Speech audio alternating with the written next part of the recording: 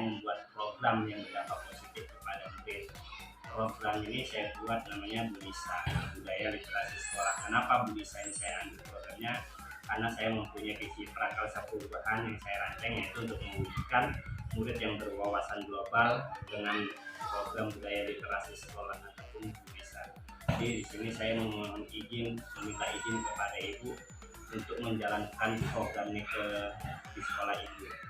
Bagaimana tanggapan Ibu dengan program yang saya lakukan, itu bisa tadi Budaya Literasi Sekolah? Saya selaku pimpinan di sekolah ini, saya mendukung sepenuhnya program yang Bapak buat. Itu baik sekali. Apa tadi programnya? Bulisa ya, Budaya Literasi Sekolah. Selama kegiatan itu mendukung untuk kemajuan peserta didik, memenuhi kebutuhan peserta didik, saya tetap mendukung sepenuhnya, Pak. Terima kasih Bu, sudah diberi izin. Memang kenapa Bulisa ini saya ambil, karena melihat dan saya sudah memetakan aset-aset yang ada di sekolah Bu, sehingga kayaknya aset itu bisa berdampak langsung terhadap murid kita juga digunakan. Jadi terima kasih sudah diberikan izin. Memang salah satu untuk menambah pemahaman murid yaitu dengan program Bulisa. Cuman saya sudah diskusi juga dengan murid bagaimana menambah pemahaman kalian tentang isi materi. Jadi mereka juga diskusi tentang Bulisa. Jadi saya juga sudah meminta izin ke Ibu dan meminta izin kepada murid bahwasanya program ini bukan hanya dari guru, tapi dari murid juga yang memang dapat kepada murid. Iya, saya juga berterima kasih sekali Bapak membuat program seperti ini. Memang ini pas sekali. Kadang-kadang siswa kita kan untuk membaca ini masih ada yang kurang lancar, kurang memahami makna bacaan, dan ini program yang Bapak buat sangat memenuhi kebutuhan peserta didik. Saya selaku pimpinan mengucapkan banyak terima kasih atas program yang Bapak buat ini. Terima kasih minta izin ya. Terima kasih banyak.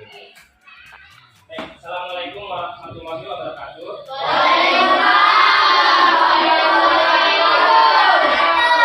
Yang Bapak sudah katakan, yang sudah kita akan bahas tadi. Nah, mengapa penting kita mempunyai wawasan global? Kenapa kita penting mempunyai wawasan global? Supaya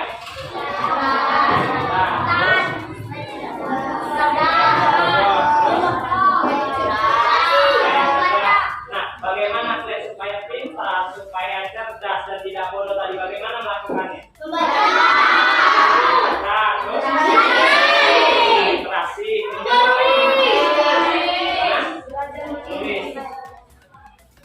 perhatikan dulu nih. Tadi kalian katakan dengan literasi, apa sih pentingnya literasi buat kita? Kita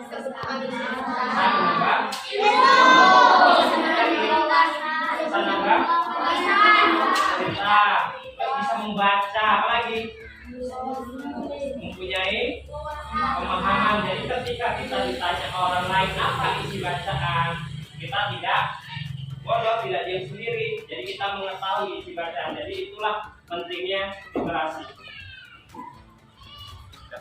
Nah, jadi tadi sudah dikatakan literasi, bagaimana mewujudkan program literasi ini tadi? Yaitu dengan membaca. Gimana membacanya? Baca. Mana lagi? Di rumah. Kemudian di bawah pohon. Kemudian dari mana kalian ambil bukunya untuk membaca? Ada lagi? Boleh nggak bawa dari rumah? Bawa buku yang kalian suka untuk membaca, buku di dalam lingkungan sekolah terserah, pendopo, pojok baca, bawah pohon, lingkungan kelas, dan lain-lain. Assalamualaikum warahmatullahi wabarakatuh. Selamat siang Ibu. Terima kasih sudah berhadir di sini memberikan waktu sedikit. Nah, di sini saya ingin berdiskusi dengan Ibu sekalian. Saya mempunyai program dengan anak-anak tentang Bulisa, Budaya Literasi Sekolah. Adapun program ini yaitu turunan dari visi prakarsa yang saya buat, mewujudkan murid yang berwawasan global melalui program Budaya Literasi Sekolah. Nah, saya sudah meminta izin kepada Bu Kepala dan sudah berdiskusi juga dengan anak-anak. Kira-kira Ibu ada nggak masukan bagaimana nanti penerapan literasi sekolah ini bisa berjalan dari program yang sudah kami buat? Ibu mungkin ada tanggapan. Bu tadi bagaimana? Kalau menurut saya Pak, alangkah baiknya memang kalau diadakan literasi sekolah itu memang supaya anak jadi memahami dan mengetahui bagaimana kriteria tentang pembelajaran yang diajarkan oleh gurunya di dalam kelas. Jadi menurut Ibu bisa membantu murid di dalam Sangat bisa pembelajaran. membantu. Kalau Bu bagaimana Bu? Budaya literasi di sekolah sangat baik karena menunjukkan budi pekerti peserta didik sebagai acuan untuk memiliki budaya, akhlak atau moral yang baik menurut kriteria agama. Nah, kalaulah program itu saya jalankan seperti kira-kira berdampak lagi buat kelas-kelas yang lain. Menurut saya sangat berdampak.